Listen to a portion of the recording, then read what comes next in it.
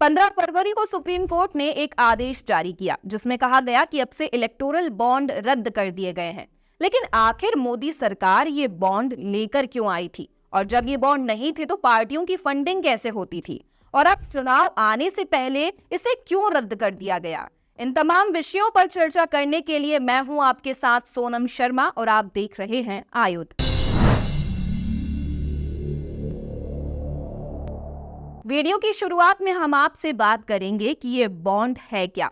तो बता दें कि इलेक्टोरल बॉन्ड स्कीम साल 2018 में संसद में पारित हुई थी, जिसके अनुसार कोई व्यक्ति, कॉरपोरेट और संस्थाएं एसबीआई की कुछ विशेष शाखाओं से बॉन्ड खरीदकर अपने पसंदीदा पार्टी को चंदा दे सकती थी, और राजनीतिक पार्टियां इनको भुनाकर अपनी रकम बैंक से ले सकती थी। खास बात यह थी कि चंदा देने वाले व्यक्ति का नाम गोपनीय रहता था। तो ये तो हो गई बात कि क्या होता है इलेक्टोरल बॉन्ड। लेकिन सोचिए, जब ये स्कीम नहीं थी तो कैसे कोई व्यक्ति या संस्था राजनीतिक पार्टियों को चंदा देती होगी?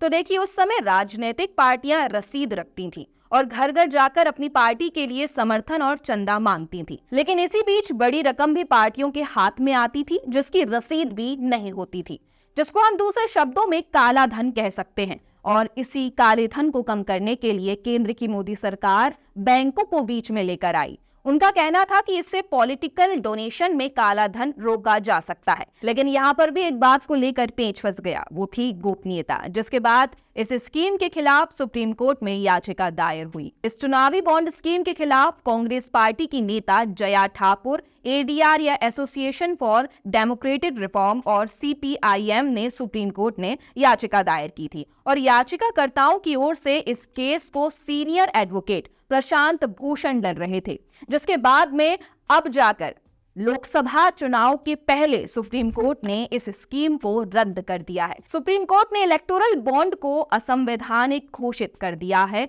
न्यायालय का कहना है कि इस बॉन्ड के कारण जनता सूचना के अधिकार से वंचित हो रही है, और ये संविधान के अनुच्छेद 19(1)(a) के तहत अभिव्यक्ति की स्वतंत्रता को प्रभावित करता है।